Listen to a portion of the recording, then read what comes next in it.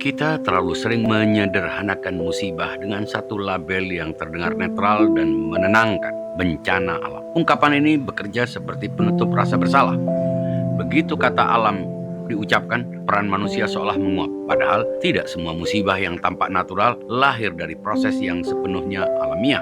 Memang ada peristiwa yang berada di luar jangkauan campur tangan manusia, seperti gempa bumi atau letusan gunung api. Namun, persoalan menjadi berbeda ketika banjir besar menerjang kawasan pemukiman yang sebelumnya tidak pernah mengenal air setinggi dada, apalagi setinggi atap rumah. Air datang membawa kayu-kayu raksasa, lumpur, dan kehancuran. Sebagian kayu mungkin bukan hasil tebang langsung, tetapi tercerabut karena tanah kehilangan daya cengkramnya. Di titik ini, pertanyaannya tidak lagi sekadar apa yang terjadi, melainkan siapa yang bekerja sebelum itu terjadi. Tidak semua manusia patut dituduh. Bencana sosial selalu memiliki pelaku yang spesifik. Mereka adalah segelintir orang yang memegang kuasa, lalu mengawinkannya dengan kerakusan, oportunisme, dan kegilaan menumpuk kekayaan. Mereka membuat keputusan, menandatangani dokumen, memuluskan proyek, dan menyebutnya pembangunan. Resiko sudah diketahui, dampak sudah diperingatkan, tetapi keuntungan terasa terlalu menggoda untuk ditunda. Ketika hutan dirusak, lereng dibuka, sungai diluruskan seenaknya, dan tata ruang diperlakukan sebagai formalitas, bencana bukan lagi kejutan, ia adalah konsekuensi yang ditunda. Saat air akhirnya datang dan korban berjatuhan, para pengambil keputusan berdiri di luar lingkar kehancuran. Mereka bersedih di depan kamera,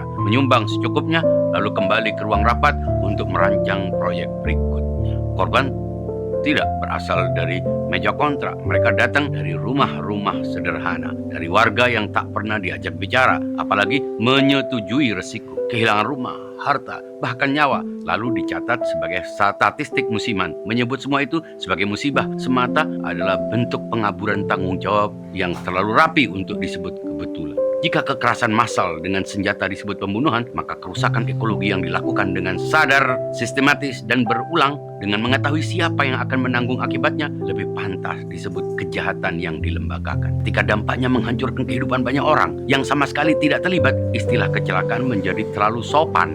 Disinilah diagnosa logika diperlukan, agar kita tidak terus-menerus menukar analisis dengan eufemisme. Alam bukan paku tunggal dan manusia bukan korban kolektif. Ada relasi kuasa, ada keputusan, ada sebab yang diciptakan, serta akibat yang dipaksa ditanggung orang lain. Selama bahasa politik terus membersihkan tangan para pemilik kuasa, bencana akan berulang dengan nama yang salah.